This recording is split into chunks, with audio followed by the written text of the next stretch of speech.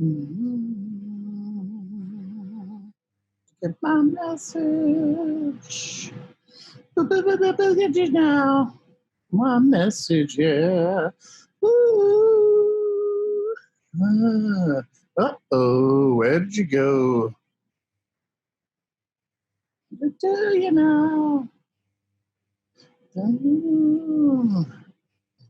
Get my message, the one I left.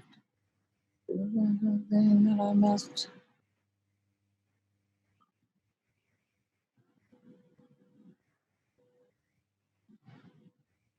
Into the world, without me saying. I've been in my break, and then now everything take, and then I'm back together again.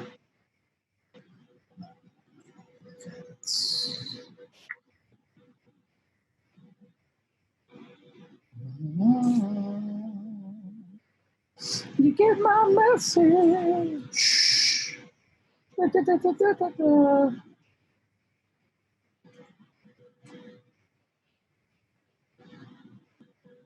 not what I was thinking about. Tender bonds.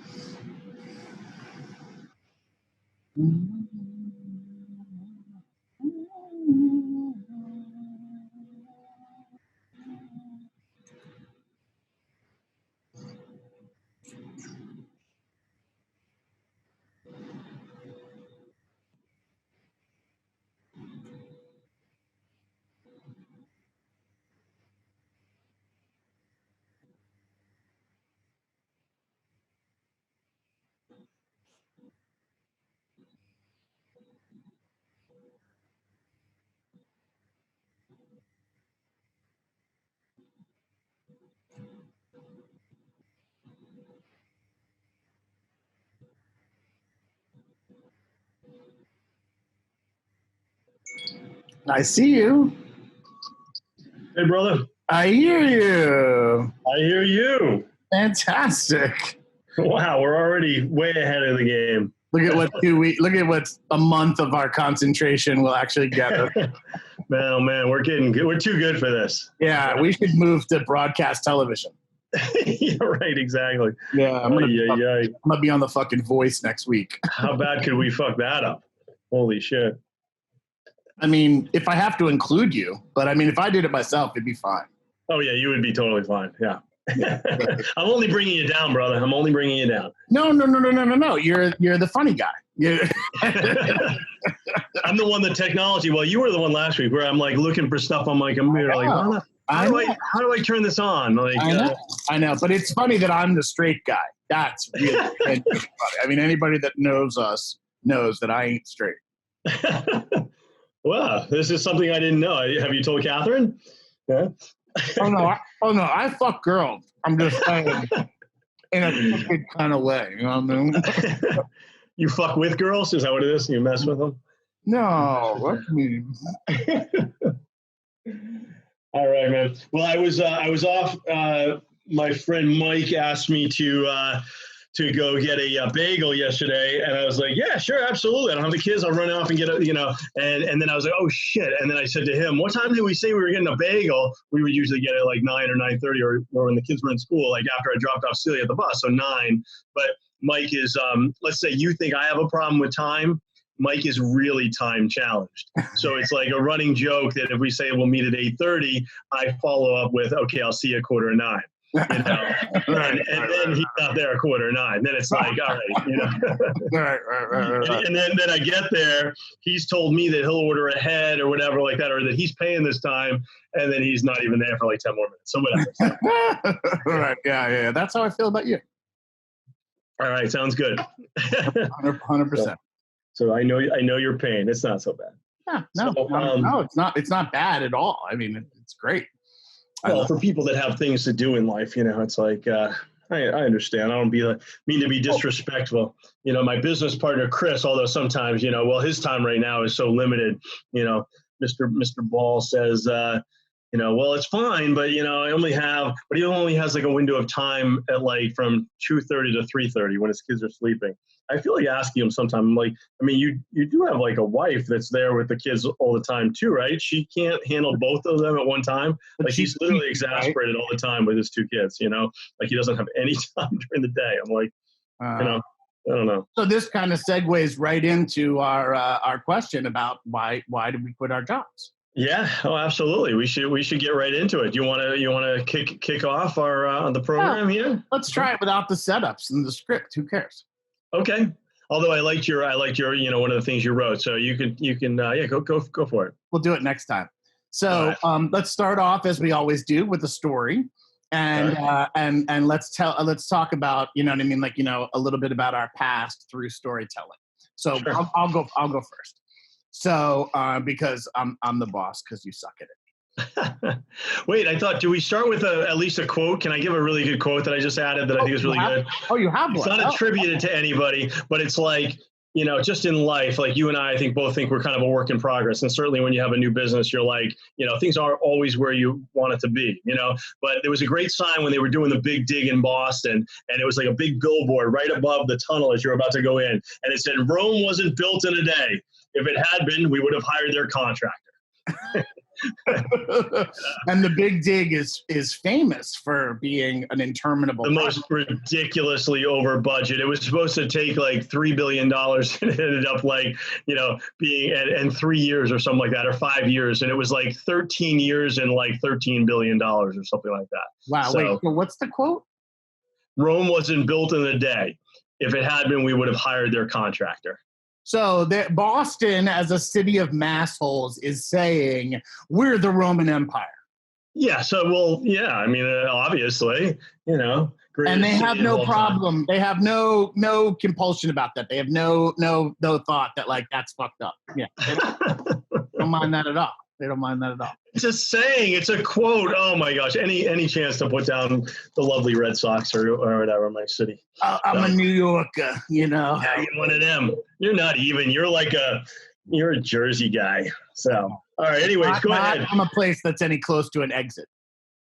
Princeton University, which basically established Princeton as like a place, was chosen because it was equidistant from New York and from Philadelphia, which from a congressional Congress, founders of our country, white founders, is considering that was the kind of epicenter, right?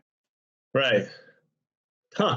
Well, it just makes me think. I remember driving through. I can't remember if the tournament was right in Princeton or in a town right next door to Princeton. I know I asked you to come too, but you didn't. But your mom came and watched Ben wrestle when he was down there. So that was very cool. I carried around her chair from mat to mat. It was great. And she was awesome. I loved it. She was like, that boy Kaos, he's very nice. Well, she's got that straight. He's a very nice young man. Exactly. So anyways, let's get into it. Anyway, so that quote is fantastic, but it has nothing to do with why I quit my job. So hopefully by the time we get to your story, you can contextualize yourself.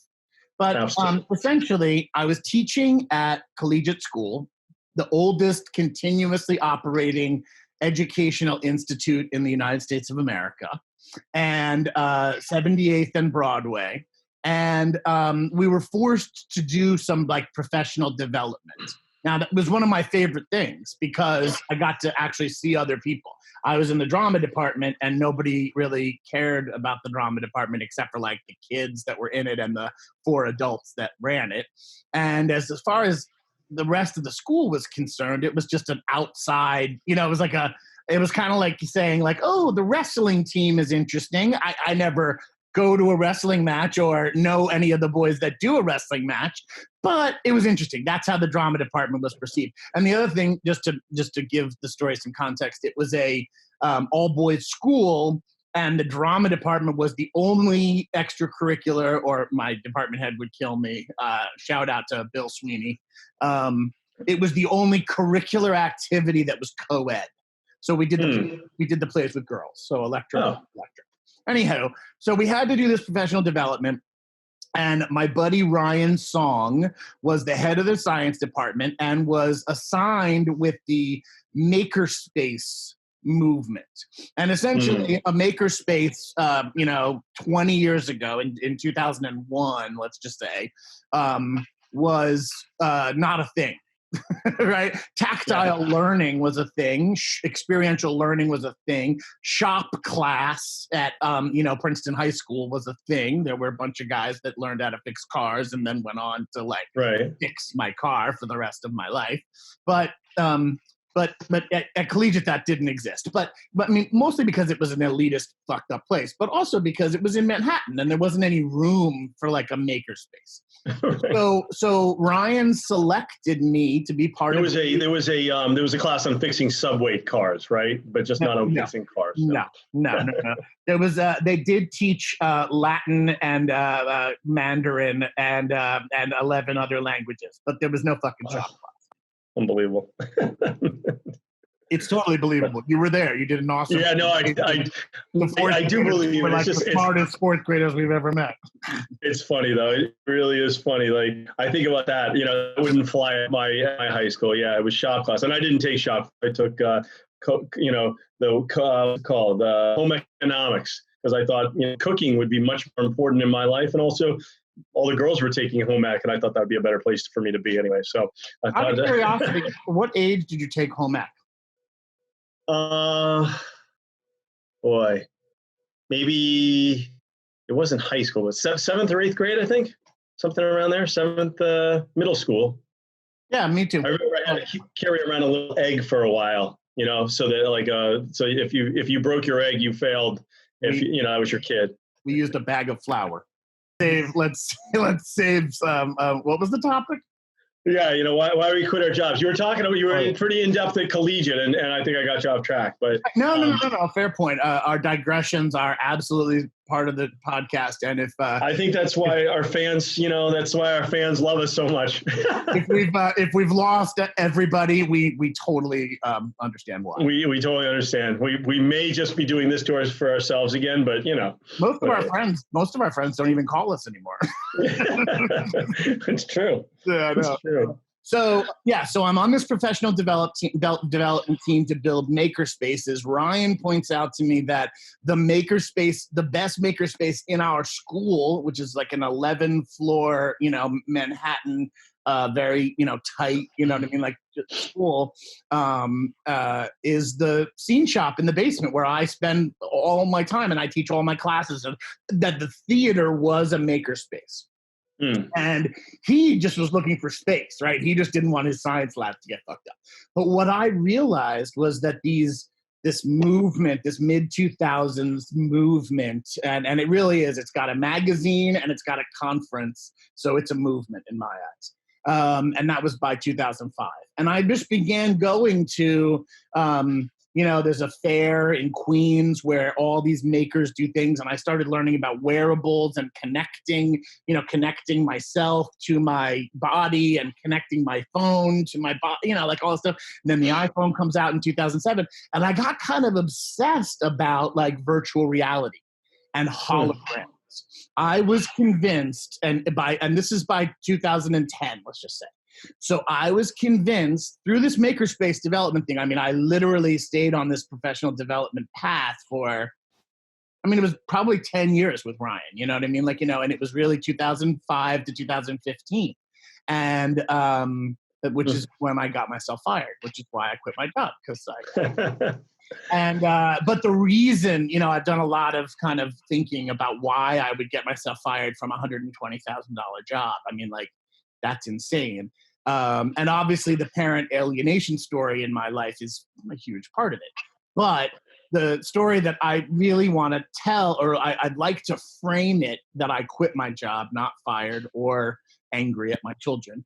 But I think that the inspiration that led to the big idea, as you were saying in your text yesterday, about ChuckieJabba and about seamless integrated dynamics, and how Cindy now, 2020, 5 years later, 2015, when I got fired, to 2020, is actually something that Cindy VR, like it's a virtual reality room, and now a whole emerging industry has come out, which is AR, like augmented reality, like Pokemon Go. And then what I continue to, subscribe as PR, which not public relations, but physical reality. Like, I can't believe I have to say this to fucking idiot people like you, but I essentially, I'm sorry. I thought PR was just what my major was. I thought it was, as I wrote on my resume one time, pubic relations, but I mean, public relations. That's what I wrote, pubic though. So I had somebody point that out to me and go, you really don't want to do that on a resume. But okay, so physical reality. Okay. I didn't know. Like our current physical reality. Like if you're going to define virtual reality as like goggles that you put on to go into like some sort of roller coaster immersive thing, and then you're going to define augmented reality as like I can see the room around me, but the IKEA the IKEA couch that I might buy, the lamp that I might put here is going to just appear here because my phone is in between me and the room. So that's augmented reality. Then what the fuck is just this? And is this even physical reality because we're not physically, in each other? No. This is augmented reality. Oh, this is augmented. Okay. You're in a space, I'm in a space, screens are between us, augmenting the reality. Okay. Physical reality is just you in the bathroom, like taking a shit. Right? All right. Yeah. But you turn the radio on and that's augmented reality. Okay. Right? Because it's augmenting. It doesn't have to be a screen in order to augment your life. Primarily, people mean these HoloLens glasses that allow you to like see your colleagues in the office that you're in. And so basically like it's making a, for lack of a better term, hologram magically appear in front of you. Okay. But you still see the other people. Let's just say like the CEO is at the beach and you and everybody else are in the office working. Obviously right now, no one's in the office working, and that's why this industry is blowing up right now. Every stock that, has to do with work from home products is going through the roof. Oh yeah, no, absolutely. Absolutely. So, check out your portfolio and just shift shit from real estate to, virtual reality. But anywho, I was inspired. Or I got to just tell you this real quick. When I posted something the other day and, okay. Yeah. So please, what was your kind of idea, I guess? Yeah, so my story, I think, is obviously I know yours, and coming from where you were at, I had I did quit a job, but it was sort of like the shakeup of, we said this all involves like, unhappy marriages sometimes, divorce. I went to Germany about 5 years ago, came back and went back to a job where, I had been for a number of years, pre-Germany, where I left actually another startup that I had started, didn't really have enough time to get it really going and cranking. And then, my ex, Gina, as you know, took me out to a German restaurant and, had kind of floated this with the kids and stuff, that there was an opportunity. I'd known this for a while, that maybe we would go to Germany at some point. And she had led me to believe that maybe it would be for a year, and I was kind of open to it, and I didn't know when that was coming. And she said, but they're saying 3 years. They want us to go for 3 years. And so, I like to say they had these big steins, 32 ounce, steins, and about 3/4 of the way through that stein, I was like, let's do it. We'll go to Germany. So we went, and for a marriage that was already kind of falling apart, it could have brought us closer together, but it did not. And so, as you know, the marriage ended there. So I only say that because that was kind of where the idea for my sticker book business kind of came about through some of the free time that I had and some of the things that I was just sort of looking up, because I was the primary caregiver for the kids. And I came back and went back to the company. Oh yeah. What you didn't say what job you were doing when she got that opportunity. Yeah. So I was doing that. So I left the Blue Book, and that's the job I went back to, but I was doing that Drink Water to Give Water, where I had what was the Blue Book? Yeah, so that's the job we're talking about. So the Blue Book, I was out for a total of about 13 years, 12 before I went to Germany, left it, started a business. Then she got this, about 8 months later, she got this opportunity, and we went to Germany. I came back. We were then in the process of getting divorced, And I decided, oh, Rooney. And then decided that I needed something stable. It wasn't the time to start a business, even though I had an idea that I really wanted to pursue. And so I went back for a year at the Blue Book, and I went back into sales. The company was basically the same. It had transitioned from being, the Blue Book of building and construction, all, directory. But over the time that I was there, it became more of an online database for contractors, to find subcontractors and suppliers and materials. And it was a communication tool. It had always been in a big fat book. Go ahead. So I'm sorry, chronologically, which is a little bit one of my pet peeves, you were working at the Blue Book for 13 years, even moved to North Carolina for an opportunity to be a manager, then moved back. Then your ex gets a job opportunity in Germany, which forces you to quit your job. Not with the Blue Book. So I had left the Blue Book. Yeah. And then you come back from Germany again, kind of for her job or whatever. But then you work for the Blue Book again for a year, even though you want to do a not-for-profit kind of startup kind of thing. I mean, not that you didn't want to. But, right. Kind of this drink water to give water thing, which you can talk about in another podcast, I'm sure. Is that where we are chronologically? And this is so let me lay it out in case, we got the little mix up on the, so worked for the Blue Book for 2 years in Boston, had an opportunity to open up an office for them in North Carolina. Went to North Carolina, managed an office for them for 6 years in North Carolina. When we had our son, Ben, who was adopted, we brought home from Guatemala. And now with little one, felt like we wanted to get back closer to home, to family and everything. And we had only thought North Carolina was going to be a temporary thing anyway. So we had spent 6 years there. We were done hearing about the law, the war of northern aggression from the locals down there, as they refer to the Civil War in parts of North Carolina. So we came back, and then I spent about 5 more years at the Blue Book, working out of the New York office in Connecticut, living in Connecticut. I lost your audio. You're muted. So the takeaway that I would like to, put out there is that, unlike myself, who kind of had to force myself, once my twins were 15 years old, and I felt like I didn't need to have a teaching job anymore, and I wanted to do the startup. Your job hired you back. Yeah. I think that's a big part of the story. Possibly. I don't know. I don't necessarily look at it that way. So I left them maybe a year or so before we got the opportunity to go to Germany. I started this drink water to give water business to try to get people to go back to the well, use reusable filter water bottles. I saw that as like a great opportunity with, my passion for water, and started this business. And timing wise, it was just not the best, because then we got this opportunity. It wasn't like, well, I wasn't making a profit yet. It was, it had potential, but it was like, well, we have a once in a lifetime. And I have no regrets about making that decision to go to Germany.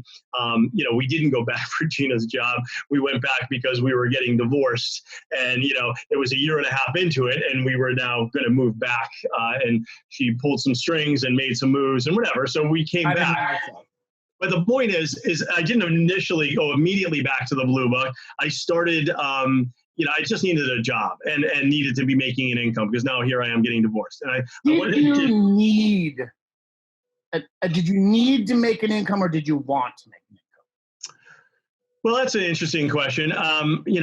Having done this now for 3 years without really making a tremendous amount of income, obviously I had it, but I was maybe feeling that I did feel at the time I needed a job to have an income. I knew I was going to start my own business. I just didn't think in the process of going through a divorce, that was the right time.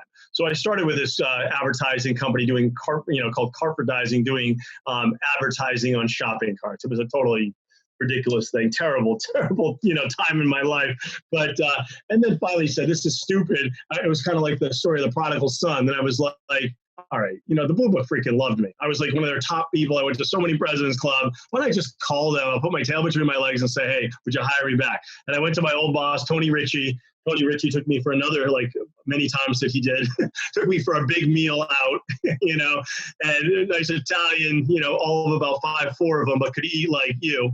And he just was like, if this is what you want to do, he wasn't the manager. He was like the national sales manager, but he's like, but I'll get you back in. You have a job here if you want it. And I'd like to point out that it was a dying industry. Like, drink water to give water has been proven. I disagree. I don't care. Mute yourself. Hey, this was my time, but go ahead. That's a good point. Are you done? No, go ahead. I hear what you're saying about water. It's not like, earth conservation and taking care of our natural resources. That is not a dying industry. Well, I meant it more as a profitable trajectory. Thirst and the water projects of the world that are making money, maybe not huge profits, but if you had continued to focus your time 40 hours a week, let alone entrepreneurial hours of 80 hours a week, but even as a dad, if you just put 40 hours a week into drink water to give water, I think that the kind of GDP, the profit from other companies that were starting up at the same time, proves that you would have been profitable by now. And I know you, and I would say that. But I think the Blue Book, which was profitable to an extreme extent in 2000 and let's just say 10. What year did you leave?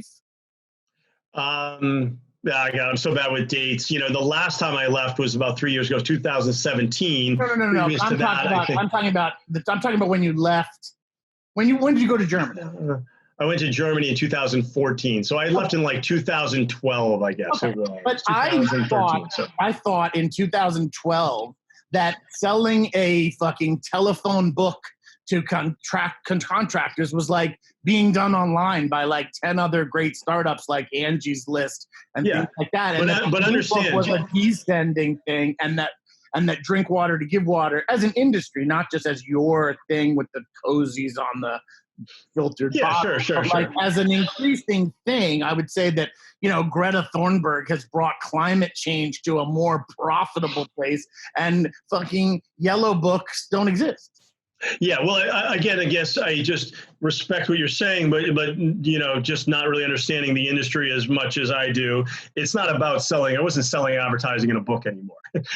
I sold Yellow Pages many years ago. I don't even know. I think there is still a Yellow Pages, but nobody uses the actual physical Yellow Pages anymore. They Google stuff or they look stuff up online. It's the same thing. The Blue Book transitioned over many, many years ago. When I started with them, in 2000, I think it was, that's 20 years ago, they already had an online presence. They already had a search engine to find contractors online. It was just that it was people at that point said, I want to advertise in the Blue Book. And they meant the book. Or they said, I want to advertise in the Blue Book. Can you also put me online? And I think I remember it was $120 a month for an ad. And if you wanted the online, it was 10 extra bucks. And about half of our customers said, no, I don't care about the online. Really? And for 10 extra bucks. And finally, the next year, they said, we're not even going to give them an option.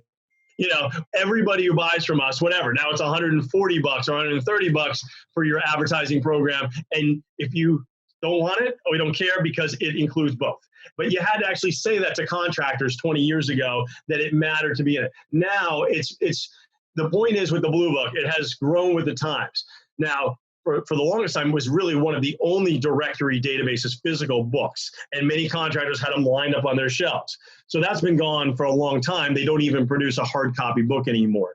But probably within the last 10 years, it's transitioned. So it's almost all the communication process through our system, where somebody uses the Blue Book as an advertising lead, a project lead database to find out about jobs going on in the area. It's still called the Blue Book, but it's not about an actual book that somebody's going to. So it's not obsolete. That's my aren't the advertising dollars that you would, bring to something like a directory like that, whether it's online or physical, going to Google now? No, because many people, because, Google may have a number of platforms. Again, I'm not in the construction industry anymore. I bet they do. But the Blue Book had a platform that could allow a contractor to select all their, private vendors that they wanted to work with, and then select if they were a large general contractor from Boston, and they were going to do a project down in Atlanta because they did Denny's restaurants, and they traveled the country working and doing Denny's. They needed to find local contractors to do that. So they used our database to communicate all their project plans, all the specifications, all that through our database, and they wouldn't use any other service. They relied on the Blue Book as their plan holder, essentially, and to communicate and deal with the whole bidding process, et cetera.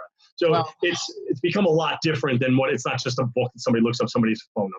All right. Well, we can agree to disagree, but now we're going to take a commercial break for our sponsor, the Blue Book, because we're fucking talking about them a lot. Let's forget about them. You're the one who asked all these questions about them. I'm just not going to let it be misleading that the Blue Book is like obsolete anymore, because I don't think they are. The point what I wanted to make was I left the Blue Book because I don't care about that industry. I was never passionate about it. I pretended I was because it was what I was selling, and I managed a team for a bunch of years that I had to pretend I cared so much about. But the fact is like the commercial construction industry was like, wow, it didn't mean much to me. So my point really, and what I think this was about is, why did I leave? Well, when I was in Germany, I had this idea. And I wanted to do a sticker book because my kids were doing the World Cup soccer sticker book, and they absolutely freaking loved it. And it was like the most fun thing. My kids, they were both playing a little soccer, but it wasn't like their sport. They didn't care so much about it, but they loved doing this freaking sticker book. And they would fill out, by team, all the teams in the World Cup. And it was being held that year in Germany, which was awesome as we were there. And I was like, they care so much about building this thing. They don't even care about these. They don't even know who these people are, that were sticking in this book. And yet they want to finish it. And I said, but there's no learning. There's nothing positive that's happening other than just completing something. And so that's where my idea for I call it Icons to Start, and then we turned it into Sticker Book Publishing, came about that why don't you do a sticker book of actual important people, like, authors and world leaders and, scientists and, people that actually, humanitarians, people that actually made a difference in the world. And that's where my business came out of. So I just didn't feel like I could actually start it when I got back. So I putzed around in a couple of things, went back to the Blue Book, and then they were great. And, took me back. I worked for a year and I said, bye again. And you sold, you sold half of your house back to your ex. Well, she bought me out. Why you give me shit? She bought me out. I made money. She ended up losing money on it. She just sold the house recently, and I think took a loss. Yeah. No. Don't get me wrong. I'm not giving you shit about it. I'm answering a question that my investors in my startup, ChuckieJabba, start asking, which is, where did the original seed money come from? Was it friends and family, or was it yourself? Because every startup starts with that, and the investors, at least on fucking Madison Avenue here that I've met with, are they want to know that because it shows some sort of I think they want to know that because it shows some sort of passion on your part that you put your own money in. Well, that's exactly what I did. Actually, it's funny you mentioned that because, for a couple reasons, my dad, I was fortunate enough not to leave Syracuse with any debt. My parents paid for my college education. So I was very, very lucky in that regard that I did not leave school with debt. And then because my dad taught me to start investing at 18, I laugh a few times where, in the last, maybe it was a year and a half ago, I went to the bank machine. My kids were next to the bagel place. There was the bank, and they were like, can we get a bagel? I was like, I have no money in my wallet. Let me run to the bank. Well, there was no money in my bank account. I needed to shift some money, but my kids got a chance. They're still alive. They didn't starve to death, but they got a chance to see that the real world is sometimes I don't actually have the money in my account at this moment. I've got to go and move some things around. But they didn't get a bagel, and they don't get that side of reality from their mom. But what I do have been able to say to them is, I started this business 3 years ago. We're not exactly killing it, although I think we have a very good product. But at the same time, it's all from my own money. And it's just the fact that my dad got me investing from an early age so that I was able to, when I needed to, have money to start a business. And it's not all from your own money. You're making money. You're just not profitable yet. Oh, yeah, no, we're making money. What I mean is I haven't had to bring in an investor yet. Although I will say, I do have a business partner now who bought into the business, a few years back. And we make money, and we actually have pretty high profit margins. We haven't figured out a way to scale it yet. That's our problem. But, we also just purchased a CRM this year, and then, coronavirus, Yeah. So. Hey, pivot quarterly is a real thing. Absolutely. So we've been and so now the podcast is at the 1 hour mark. And is it really? We're pretty. Charles, I feel like I could talk to you all day. Huh, okay. Yes, the question is whether we're right about people wanting to listen. But that said, Act 2 of our show, Act 2, is going to be a provocative question because nobody has sent in any more provocative questions for us, though we appreciate both of you that are watching that have not sent in anything on the chat, but feel free. How does our elitism and privilege give us the ability to quit our jobs?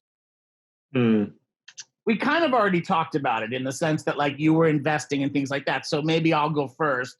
And if you have anything to add, maybe we'll make it a short second act. But essentially, I was working at collegiate school and was lucky enough to have Lynn Hansel, an amazing human resources person, tell me that if I put away 7% of my paycheck, that they would match that. And so essentially, I never told my ex that I had a retirement account until the divorce lawyers made me tell her.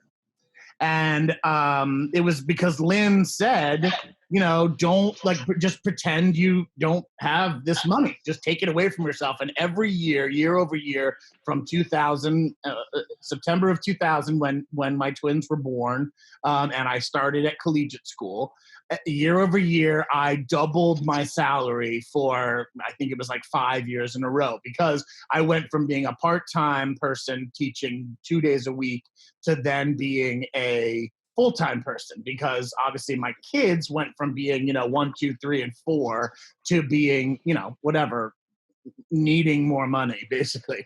And so, I made more money, which was great. And I was being offered these things, and basically it killed my Broadway set design career. But that aside, I had to make a choice. I made a choice that I'm proud of. And like I told earlier, by whatever, 10 years later, I was in the, extended reality business, whatever the fuck that is. I'm trying to figure it out every day. Yeah, exactly. Well, pivot daily is another saying that I don't know if I can handle, but pivot quarterly, I'm fine with. My elitism, I guess, in that sense, is more and privilege. Obviously, I had that $300,000 thanks to Lynn Hansel, but I did to invest in. That's why we actually have any product at all that I can be proud of. But, like hiring the software developers to actually build the product. Like you had to hire, graphic designers except when I was doing it for free for you. And by the way, I made up the word icons. A name we don't use anymore? Okay, yeah. You did not. The book was called Icons. You're talking about trying to take credit. I mean, you did our graphic design work. I can't argue with you there. And I do. I am your only shareholder. Minority shareholder, which I had to argue for that. But anyway, I think my ex-father-in-law used to say, so you got a percentage of nothing. Good. All right. You got that going for you. Hey, until shit blows up, you know what I mean? I know. I'm going to the post office, sending these sticker books to Brock and Michelle. So, hey, whatever. Yeah. That said, I think that my elitism and my privilege, mostly from my 3 parents, I always include my stepmother, Kathy, led to the you can mute yourself when you sneeze. No, I was blowing my nose. Why would I not want to share that with our huge audience? I think just go ahead. Oh wait, we just lost 50% of our. So one of our many viewers doesn't like snot being blown at them. Okay, we went from 2 to 1. And we appreciate Miss Macaulay, my girlfriend, for supporting our ridiculous. Isn't she the most voracious social media supporter ever? She is awesome. Without her, I wouldn't have anyone. That's 100% increase. Yeah. So I think that the answer to the provocative question, how does our elitism and privilege enable us to have the courage to quit our jobs, is basically the confidence that it got me. I mean, the truth of the matter is that if I live every day of the 50 years that I've been on this earth knowing that if I needed to, I could go back to Princeton and live at my mom's house. Mm-hmm. And that is elitism and privilege. She owns a whatever $2 million house, which she bought for $35,000 in 1973. Wow. After I started eating. But she owns this crazy, piece of property that she fights. I mean, she Airbnbs the damn thing so that she can pay the taxes, which are $3,000 quarterly. Wow. But whatever, right? Like she fights as a on her own as a single person since 1978. When my dad and I left, and she fights every day since then to figure it out, and she has figured it out with a capital F. You know what I mean? And so that to me is my privilege. Right. Yeah. No, it's nice to have something to go back to. I guess and I really hadn't thought about that. You bring it up though. My mom, I don't know what the house is worth. I think was it not Zulu? What's it called? Soho, huh? Zillow. Well, I was halfway between Hulu, Zoho, and Zillow. And so anyways, I think it's worth, slightly under $1 million, but it looks right out on water. It's my sister just isn't going to want it because it's too far away from where she is in her home in Pennsylvania. So essentially, I think I'd have to buy her out, but my mom's house is my property, out on Cape Cod. And that's pretty nice to have too. And that's maybe part of my elite. I don't think about that as anything other than just maybe where I'll be later in my life. But I think for me right now is just the fact that I had a little bit of a nest egg of money to fall back on. And also just my dad's words that stick with me when he said, and my life hasn't always been about being rich, but he said, you never get rich working for somebody else. And I think what he meant is, and that's not completely true in these days of stock options and, where company buyouts and stuff like that, where people do get rich, as an employee. But the upshot and what he meant by that was, if you're passionate about something, you're going to be successful doing what you want to do and making money for yourself rather than paying somebody else's bills.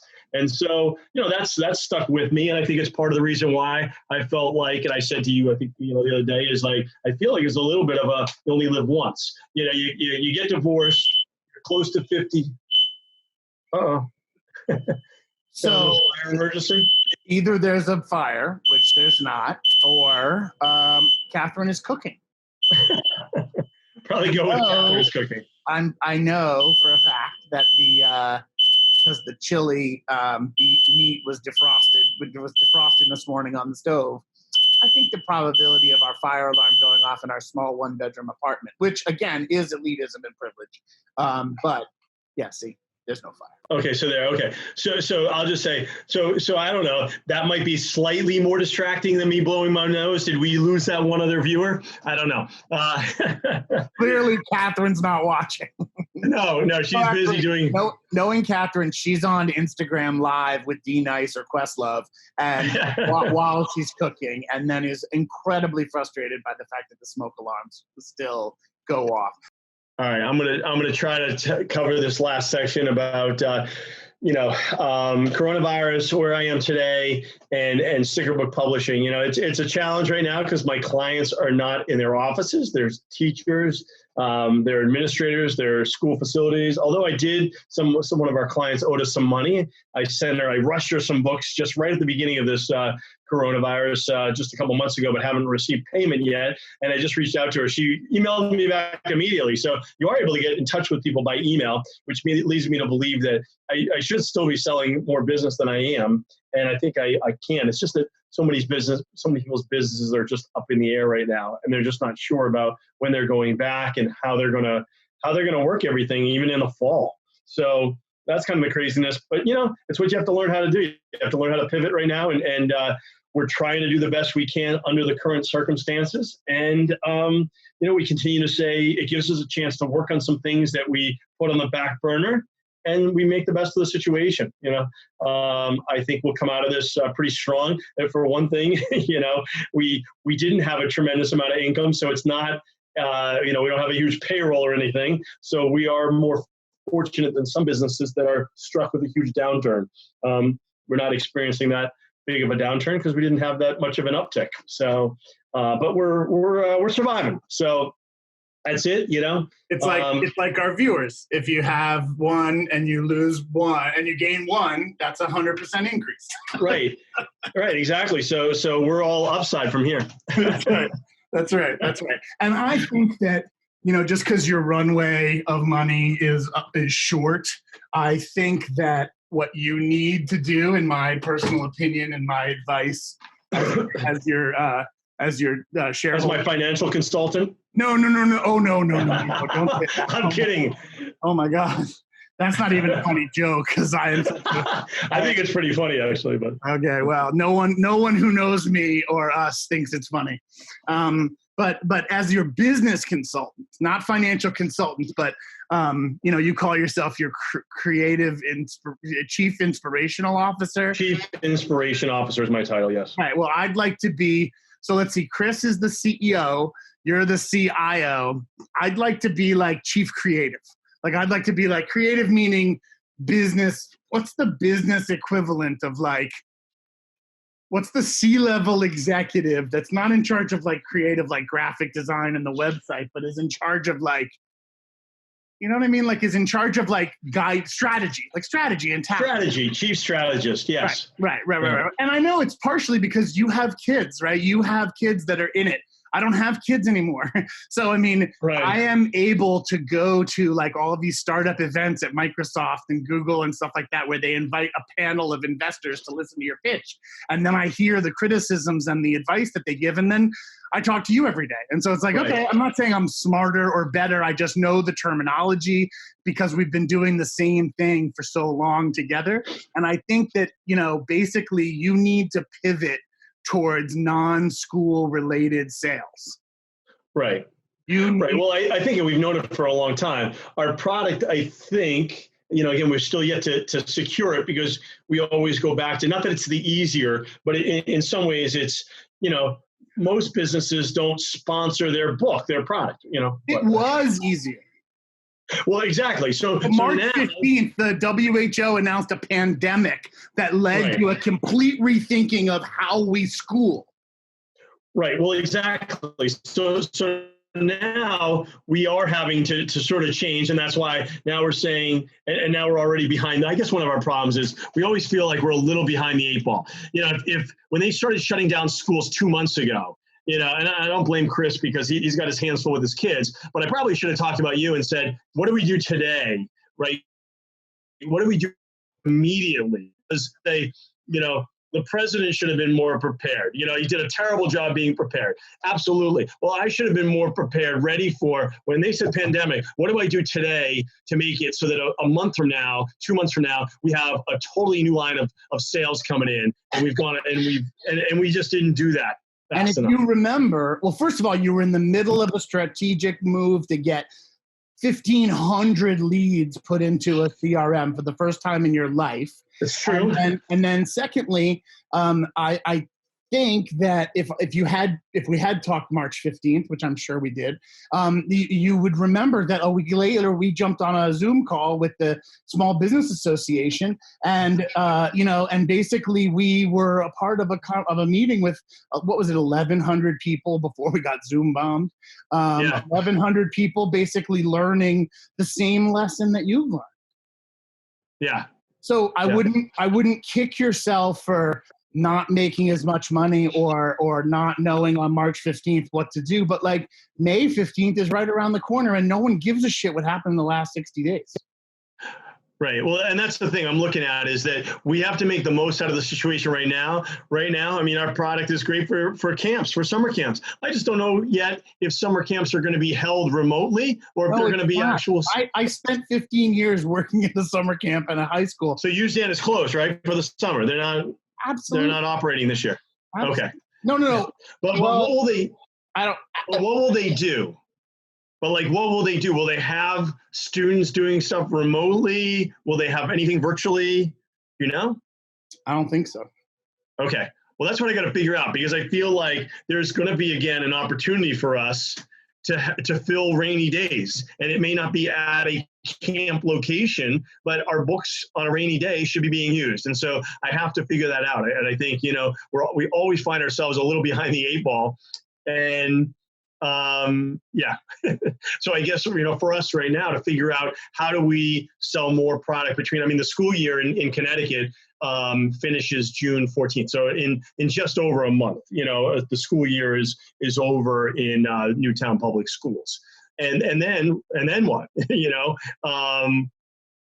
so yeah. So I guess the thing is trying to figure out.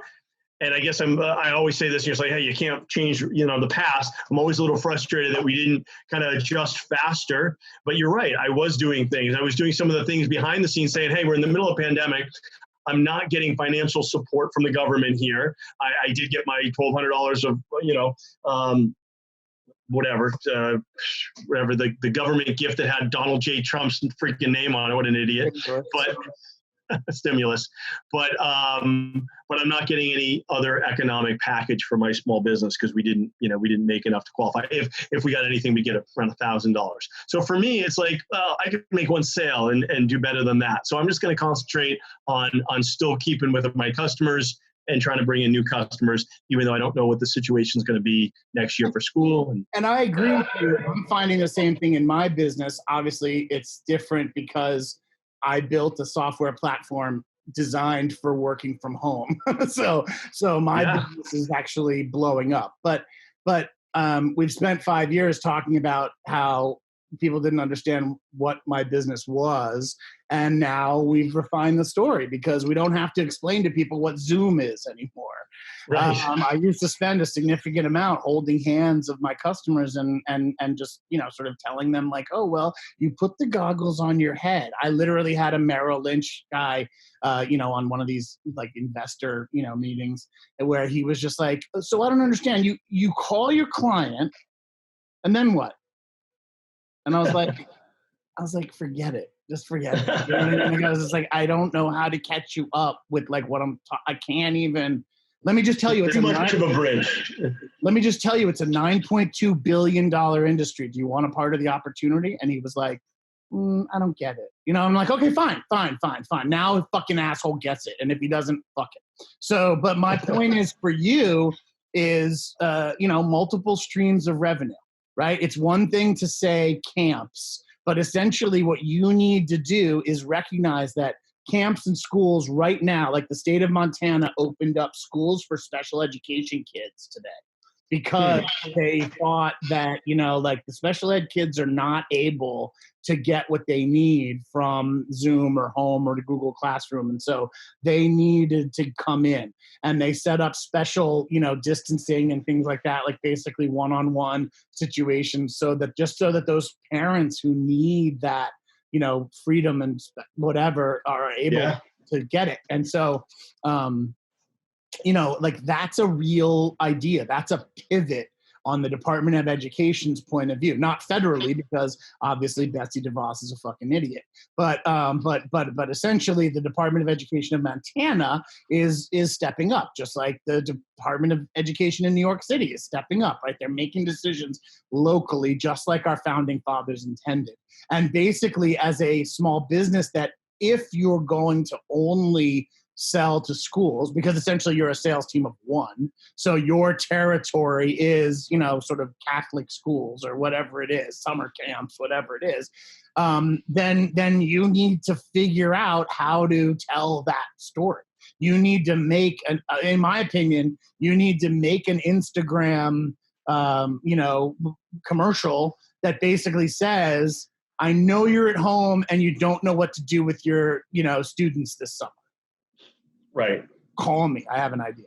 Like, it's got to be simple and sweet and thoughtful with a couple images that you have of people peeling stickers off or whatever. I could make this commercial for you, but you would be better off getting somebody else to do it because I mean, it would be better. It's not my specialty, but you know what I mean? And we have a program, a campaign, I think I mentioned to you the other day, just quickly, that we have somebody that's going to do some Facebook advertising, direct advertising, which we have not done, some sponsored advertising. Who's going to do the creative? What's that? Who's going to create? She creates it. She's creating it. Yeah. Good. She's a very creative. How much are you paying for that? We're just doing a retainer. We're paying her about $275 for the month. And then plus our placement. That's cheaper than me.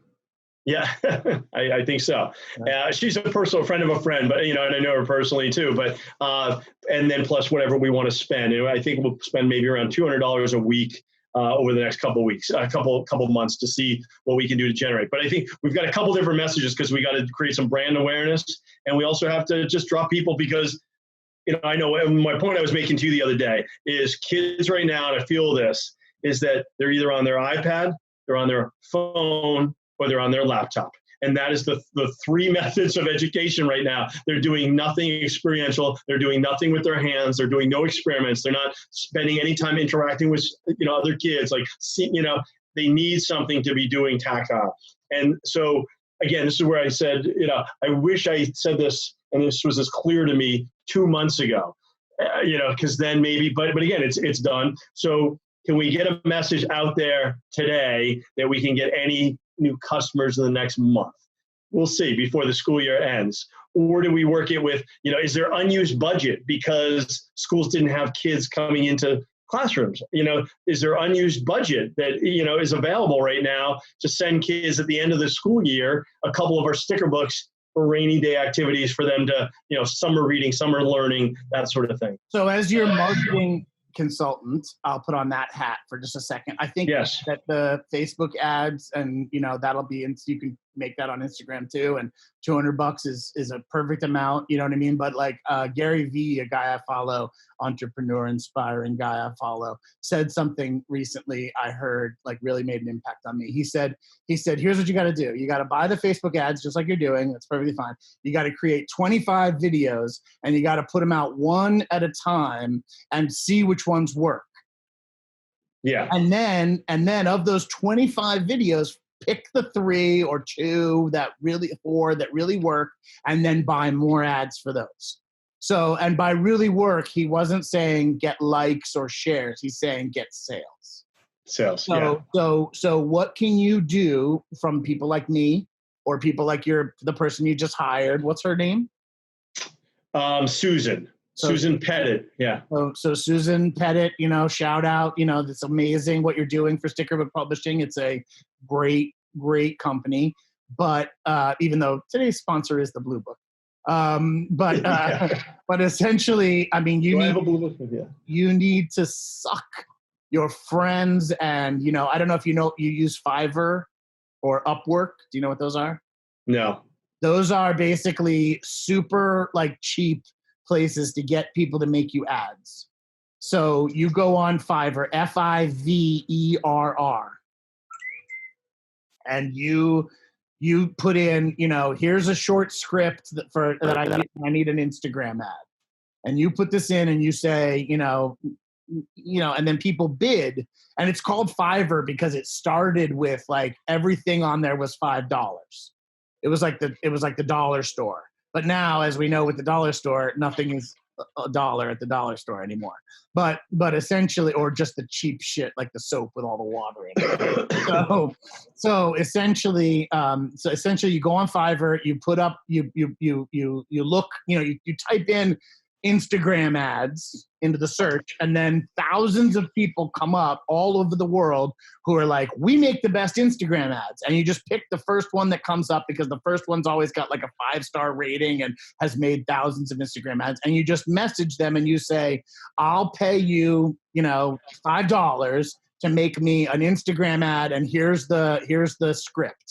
And the script is you got to make the script 3 lines, because he or she's not going to do it for $5 if it's some fucking massive marketing campaign. Sure. That's not what you need right now. So you need to just take advantage of all the people who are at home who know how to make commercials, right? Because you need to keep doing sales, right? You're cold calling, you're emailing. Right. If you could get cell phone numbers of the director of the CCD, you know what I mean? Like, that or the decision, even just like the curriculum person. Yeah. Because those people are at home tortured right now. Like Kristen Ferrante is at home tortured right now about how is she going to teach in September.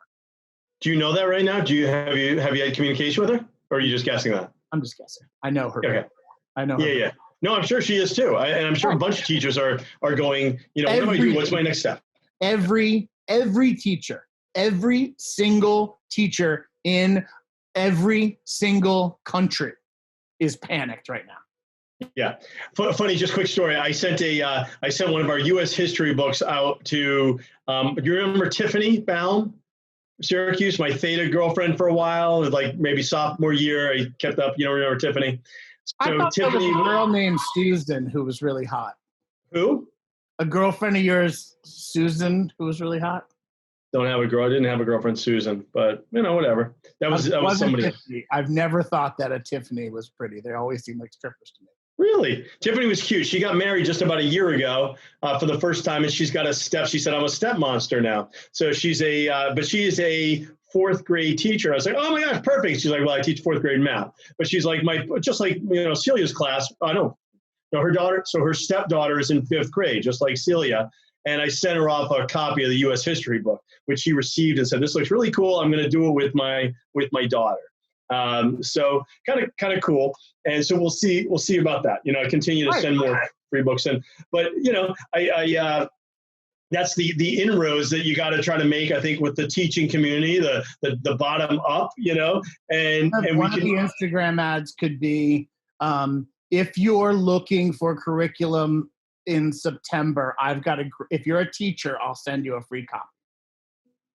Yes. Well, it's one of the offers that I put into my stuff, but You're putting ads in emails, and that's great.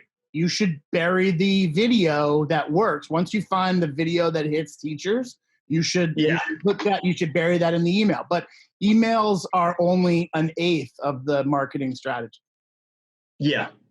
No, I understand completely. I think this Fiverr and what's the other one? Upwork, you said? UPWRC? UPWORK is basically the same thing, but I found Fiverr much more cheaper. Upwork. So would the idea be, I maybe have like 3 or 4 different, or I have like 5 basic idea messages, and each with a few lines. Like, you remember the campaign that Shaky did for me for Kaos cards, right? Yes. You remember that? And those are, I'm just going to run up there because I feel like one of the things I said, I mentioned to her, but also, this is sticker books. It's supposed to be fun, maybe part of it being pretty funny would be great. And then having a little bit more of a serious message of like, this is important to keep, engagement with kids right now. But, I don't know, I was going to run upstairs, but I don't need to do that. But, it's a tribute to anarchy and blah, blah, blah, complete with a checklist, or something like that. When I had the Chaos cards, his stuff was very funny, where baseball players' cards skyrocket in value when they die, and musicians don't last nearly as long, or don't live nearly as long. Here's what you do: write down 25 of your own things like that. You have them. I have. Yeah. We can do them. You can do them. Do 25 of those. Then go to Fiverr and just pick a different person for all 25 of them. You know what I'm saying? Like, in other words, pick Joe Schmo, who has cool Instagram ads on his thing, and say, hey, Joe, it'll be from like Joe from Slovakia, and be like, okay, Joe, and he'll speak perfect English already. And you just say, okay, Joe, here's the script. It's, experiential learning in the rain. Okay. You're like, what the fuck does that mean? That's great. Okay. And then all you have to do is just share the Google Drive with him of all that video we shot and all of the images that you have. Like, put everything in one place, or better yet, send him the sort of like 25 images. Send them all the same 25 things, like sticker being pulled off, a photo of a kid, you speaking for 10 seconds that you like or whatever. You have all this video, right? Where is all that video? I'm trying to think. Like, all the video that you took. I'll send it to you. I think it's on Dropbox, but it's probably okay. I'll send it to you. But anyway, pick the video that you think would be perfect for the thing, because you don't want him going to the internet and being like, experiential learning in the rain. And then, so I put up a shot of the rain, and I put up a shot of. You don't want stock video, or stock footage. You want you have a product. You want a sticker of the guy who, is there like a meteorologist or something about the rain? Like, is there some sort of like, do you know what I mean? Like someone who's famous for being in the rain. Like if Michelle Obama. Yeah. Okay. Who in the book might be somehow related to rain? I don't know. Okay. I don't know. But anyways, so I have somebody. So you have one person who's somehow related to rain, a picture of the sticker, like a picture of like the book and then the sticker. Like you just need those two images. Like the cover. You have all these images. So you pick, and then a shot of like a teacher, in a classroom, in Google Classroom, opening the sticker. You could ask Tiffany to take pictures of herself doing Google Classroom. Like you just show a picture of her sitting in front of a computer and like not being able to get into the kids, right?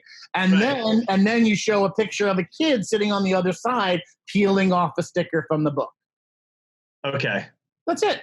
A picture of Ben peeling, any kid sitting at a computer, right? The point is that she's on one side of the computer and the kid's on the other side of the computer, and then there's a picture of the sticker of someone. Yeah, I did. It's funny you said that. Like, that's a pretty cool idea. I did have a picture, like, in my head of how cool it would look to have, like, what we're looking at right now through Zoom, and then have, like, these different kids, like, like the Brady Bunch, picture of the 9 or however, 12 kids, a classroom kind of thing. They're all sitting there, each with like their own sticker of somebody that they're peeling back and putting into a book, and just talking for a moment. Like, this is just an idea for an ad of like why they picked Nelson Mandela, or why they talk, about Nightingale, Florence Nightingale. So what you're good at is ideas and sales. Those are your departments. You already have the ideas. Do not try to make these videos yourself. Because as I did, and I do, the Instagram format, you don't want to try to figure out what DPI is perfect for the square format of Instagram. You want Susan to be in charge of that. You want the guy on Fiverr to be in charge of that. And you don't want to figure out how to make cool text float on the front of it that says experiential learning in the rain. You don't want to be in charge of that. So take me all day. You spend $30, right? You spend $30 on Fiverr with one Joe Schmo and that script, and then you spend another $30 on Fiverr with so and so and that script. And the reason I say don't just like to spend more money than Susan, and I'm telling you this is going to have a return. The reason I say don't is because you want different kinds of videos. Right. You're going to get a certain thing from Susan, and she's going to be in charge. She's your chief marketing officer. Great. But the content from other people will give you a better sense of which of the 25 videos really works, which actually got, 10 teachers to hit you up for free copies.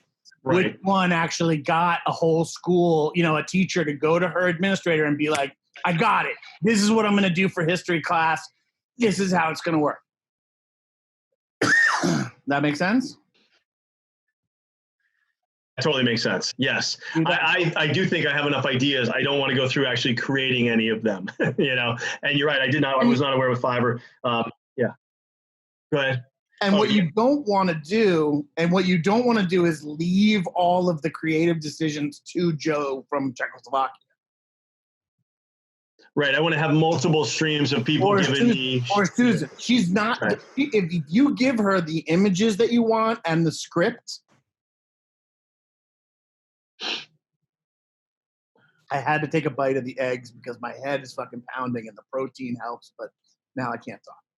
So if you give Susan too much free reign, they will spend too much time on it, right? You want Joe for $5, you want Joe from Czechoslovakia to make you 2 videos, right? Yeah. You don't want to pay him $30. You want to pay him $8. You want to pay him $12. You know, you want to basically spread that around so that you get Susan's ads for whatever, $275, and that's great because she can be in charge of the ad buying, like what Nomad does, right? Like she can be in charge of like which video plays first and where if it's on Instagram as opposed to Facebook, as opposed to LinkedIn, she can be in charge of all that kind of shit. She can be in charge of the geography of the demographic, right? Because somebody's going to have to go in and be like, okay, the experiential learning in the rain, worked with teachers between, under 30 years old in the Northeast corridor, because they're the ones that are the most panicked. Young teachers who are, you know what I mean? Like, who are in New York City, for instance. You know what I mean? Yeah. So you don't want her or Joe from or anybody on Fiverr to be in charge of the, like, too many questions. You want to make it incredibly fast. You want the kid Joe from Czechoslovakia to look at the offer and be like, $8. That's awesome. I can make that ad in 3 minutes.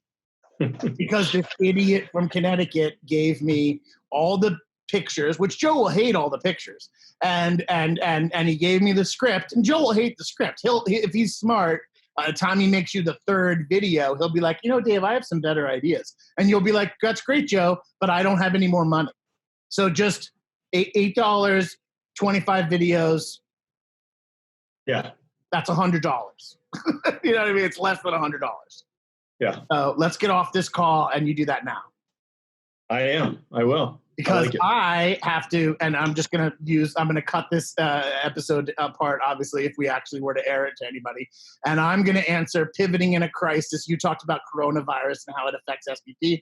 I'd like to just touch a little bit on one of my amazing marketing advisors, Gregor Clark of the Hiker Company, talked to me recently about message discipline and trying to tell my big business idea. And we've identified, actually, you helped me a great deal last August when we were together in Roxbury, Connecticut, to identify the most important problem that ChuckieJabba has, which is telling the story.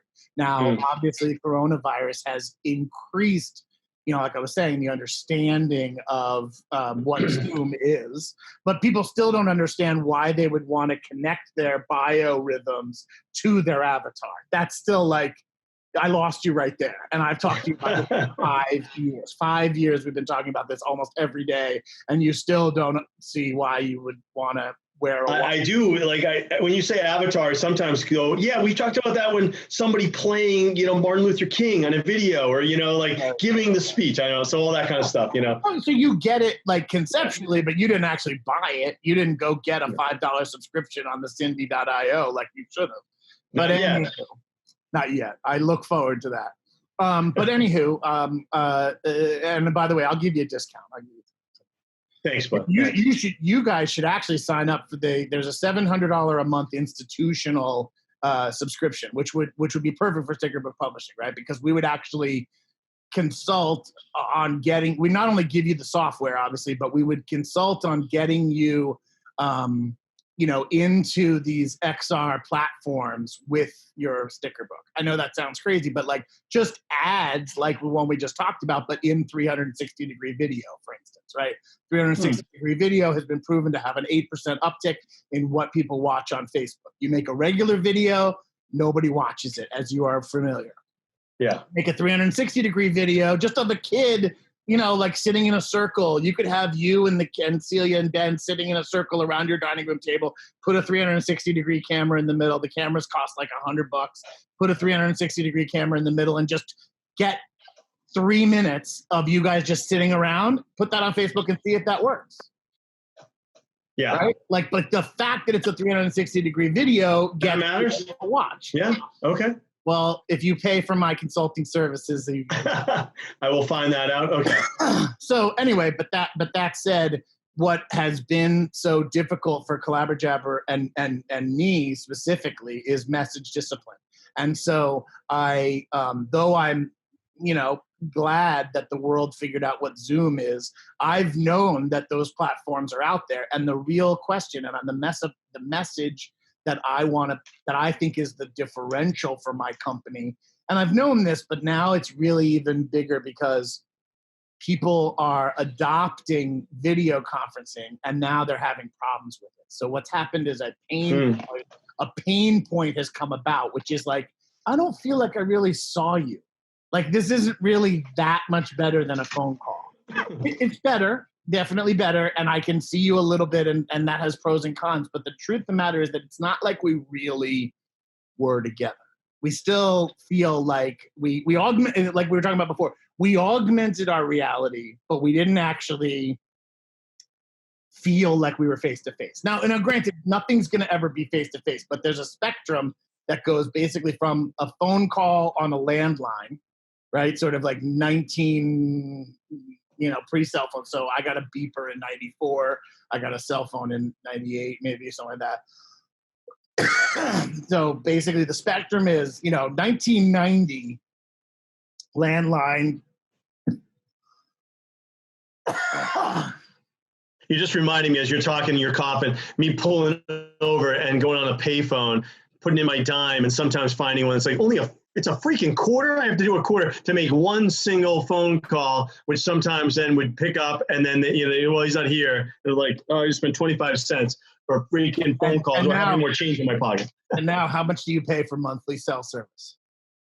Not much. I don't know exactly, but no, how much do you spend? $60 a month? 100? I think a little more than that. I have a couple other lines on it, but yeah. Right, but that's what I'm saying is that $150 divided by the number of phone calls you make is about a quarter. Oh, maybe so. So you're paying the same amount. AT&T is going to get their money. Yeah.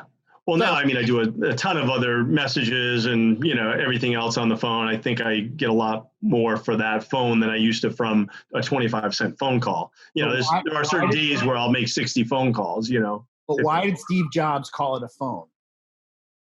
I don't know. He never intended it to be a phone. He just knew he got AT&T and Verizon. Actually, AT&T was first. He got AT&T to agree to give away iPhones with the cell service. Yeah. If Intel or Hewlett Packard or somebody Canon had said, yes, we're gonna charge $50 a month for photographs, he would have called it a camera. Yeah. I learned that from his book. The Walter Isaacson book about Steve Jobs is awesome. It's pretty interesting. Yeah. It took me like 2 years to read. And by read, I mean listen to. But anyway, the point is that message discipline and the differential for ChuckieJabba right now, post-COVID, is the connection to our real reality. So you've seen those pop-ups like I did at Use Dan, where I had all the projectors around you, and now they've become touch screens, by the way. They're not projectors anymore because that didn't really work. But and also the Google Home and like Alexa and all that shit is so much better now that you don't want it to be connected to a projector with a computer plugged into it. You want it just to be plugged into a computer, and then you can just talk to it and touch it. Right. So it was one of the problems we learned. Remember those rooms, they were too high to touch, right? You couldn't walk up to it and touch the app and open it up, which is what you wanted. So now in the rooms, and actually other people make them now, a company called Igloo makes them. And they're just basically, big touchscreen TVs, 64-inch touchscreen TVs. They cost $10,000 each, but like they're cool as fuck. And like you can just Google Cast, you plug in a little like an Amazon Fire Stick into the back, and you connect it to the Amazon tablet, and you're done. So, you can do it with an iPhone. You just put Apple TV in the back of them, and you're done. And then you just go up to the TV, and you can touch it. So anyway, the point is that the message discipline. See, I can get off message so easily because the idea is so big. And I was inspired to tell this story because you said it's not about why we quit our jobs. It's about what we were going towards, right? You said, I wanted to talk. I thought we were going to talk about just like Collegiate and Ryan's song and getting through. But you said, no, I didn't quit my job at the Blue Book because of anything to do with the Blue Book. I quit my job because sticker book publishing is a better idea. drink water to give water is a better idea. Those are better ideas. Those are more fulfilling and passionate for your life. And right. I didn't. For me, better ideas for me. I mean, certainly the Blue Book and what they do is a great thing for a lot of people, but, it didn't inspire me. And I think one of the things I thought is you and I are creative types. We're just not good at being, certainly you could still be teaching, at collegiate, but you'd also be, involved in 4 other businesses as well, because that's just who you are. Yeah, but I never, but like the business that I had, in the 90s, Thematics Media, it still exists. I would still, if I made a movie, I have a 3 o'clock with some guy who wants me to make the documentary about my parents and the whole abortion thing in the 70s. And I'll make that movie under the moniker of Thematics Media. The Incoherence, the film that just went out on video on demand. Check out The Incoherence. On wherever you get your movies, on Amazon. It's on Amazon, it's on iTunes, it's on video on demand. I'm actually curious if it's on your cable. If you could buy it on your I looked it up. I could not find it, but because Spectrum in the city doesn't cover it, and obviously Danbury cable. But each cable, when you distribute it to VOD, each cable company can choose whether to add it to their library, and they might later. Like if it does really well on iTunes or on Amazon Prime or whatever, it could, what I mean, like it could get picked up by Spectrum because they're like, oh, this is booming, what I mean, like, or whatever. Anyway, and also you should buy it on as many platforms as you can, what I mean, like because you're in there. Well, I'm not in the movie like you are, but I am a supporter. Weren't you in the rock and roll thing with that wig? No, I don't think so. I don't think I made. I am on the cutting room floor somewhere. Well, anyway, as you can tell, message discipline's a problem, and so even though the world has figured out what Zoom is and is dealing with isolation in place and work from home, and therefore should be using ChuckieJabba, the problem that I think we're still having is like, what's the first message? What's the simple, Occam's razor, which I call David Plowie, simplicity. You know what I mean? Like, what is the simple message? And that's what I wanted to ask you. What do you think? Because obviously, connect your biorhythms to your avatar is too many buzzwords. You have to know what those things are. Like in the same way that you have to, you have to know what experiential teaching is in order to care about how you do it in the ring. Yep. But the audience that you're going for, if it's 25 to 35-year-old young teachers on the Northeast Corridor whose schools are all going to be closed in September, or at least are going to have like Monday, Wednesday, and Friday, where like basically they do Zoom instead of, right? I mean, that's what's going to happen is that they're not going to allow more than a third of the students in the building at a time. So you think they'll teach half the kids Monday, Wednesday, Friday, the other kids on Tuesdays, Thursdays, and the other half of Fridays or something like that?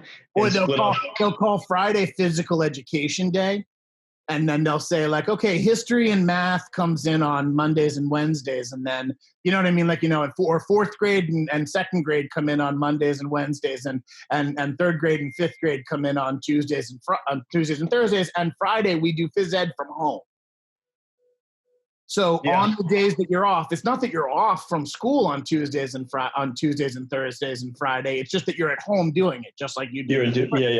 So that then enables the school room, the actual, think about the classroom, 25 foot by 25 foot. You know what I mean? Like it used to have 25 chairs in it, which everybody knew was stupid, right? Everybody knew that was bad. So what they're going to do is they're going to make the teachers take 12 kids in one room so that they can sit further apart and not get each other sick, which is a fucking great idea. It's not just about COVID. It's going to reduce the cold and the flu season, and everything's going to be better about your kid because they were socially distanced. And of course, in the hallways and in the certain cafeterias or whatever, maybe they just won't serve lunch. I mean, maybe you'll have to go home. And what are you going to do? You're going to punish kids? I know Celia needs to hug somebody like really bad. Yes, kids are still going to hug each other. They're going to still, But that is not the responsibility of the public education. That's your responsibility. You need to figure out a way. But if it happens on school property where they hug somebody. If a second grader wipes his hand and then rubs it on Celia, she could get a cold. Well, of course. I'm not saying that they're not going to hug each other. I'm just saying, like, if you were smart, you would look at your kid and say, that kid needs a hug. Who can give it to her? Okay, it's this girl she's her age, and she, you know what I mean, like whatever, right? If you look, she's in a plastic suit. No. It's anybody who's been, more than 14 days in isolation with the same people and didn't get sick. I mean, Sure. You're not going to guarantee that the virus doesn't get transferred, but you're not going to guarantee that that kid doesn't hug her too hard either, or like, break her arm or, whatever, right? I mean, things happen with kids, but the public schools don't have to be responsible for that kind of education. Right. I get it. Yeah. So anyway, what they all ought to do is hook their biorhythms up to their avatars. That's a great point. But imagine if Celia had a Fitbit on her wrist, which they make Fitbits for kids, and that tracks her heart rate and her breathing and her sleep the night before, and the amount of exercise she got, and her teacher was able to see all that feedback on her screen. That's what ChuckieJabba does. So right now, basically on your screen, you would get an alert that was like, you're thirsty. Can I get you a glass of water? Do that? I can tell. It could tell from my body temperature or something, or yeah, exactly. Your Fitbit gives you all sorts of feedback. Thirst. Who's not serving burgers right now? Why not? Because of meat shortage. So they're not in many of their locations. They are no longer serving burgers. That's incredible, isn't it? What world we live in. Well, hey, I thought that Mr. Magoo told all the meat packing places to stay open. Yeah, he did, and many of them stuck their finger up and said, why don't you pack some meat? Oh, really? That's I think a homosexual reference.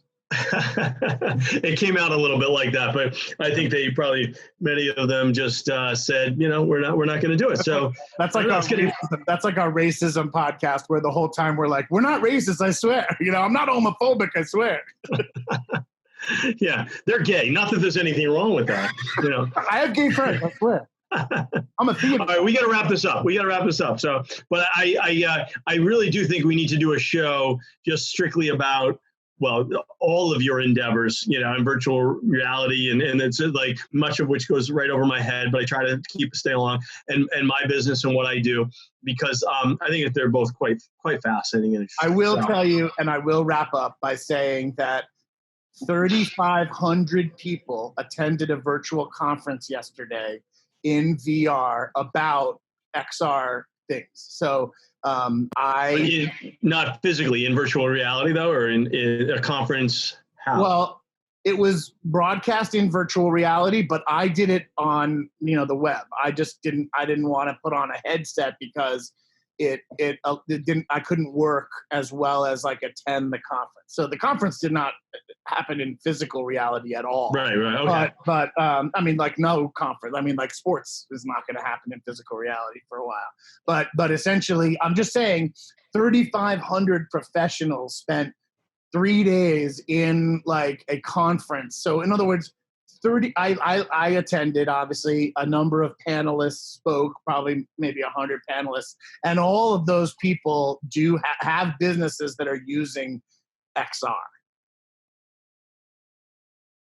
So I think that essentially says that just because you don't understand XR means is more like, oh, okay, XR, it hasn't reached Danbury or something. You know what I mean? And I think that you're in the majority. I think that probably 83% of the people in America don't understand it. But in China, that's a much lower number. I just got an investor outreach from a guy, a Chinese marketing company, and they want to buy part of the company in exchange for marketing in China. And he's like, and I'm like, why should I? I'm not even marketing in America. Why should I market in China? And he was like, because they get it. Huh. Yeah. That's funny. That's just this also, he's got a friend who does some books that they really don't sell very much in United States, but he has them translated into Chinese, and they sell like crazy in China. And he's got a huge business built on, because he translated them. Right. And the only reason that the billion people in India aren't applicable is because they don't have as much money. Right. The Chinese government opened up making cheap factory iPhones and Nike sneakers 20 years ago and essentially built their economy to rival the United States. And that means they have money and a lot of people. Yeah. China, good. All right, man. Wuhan market, wet market. Bad. Not good. All right. Well, thank you everybody for joining us, and we'll talk later. Sounds good. Well, hey, man, good luck. Have a good rest of your day. I will catch up with you at some point soon. Thank you. I think we have a bit to edit here. This was 2 hours. I don't know. It was 2 hours and 36 minutes. And what I'd like to say, it was 2 hours. Holy crap. 36 minutes. I actually put a timer on it. And I'd like to say Joe Rogan goes live every day for an hour and a half, and he's the highest paying podcaster in the world. Highest paid.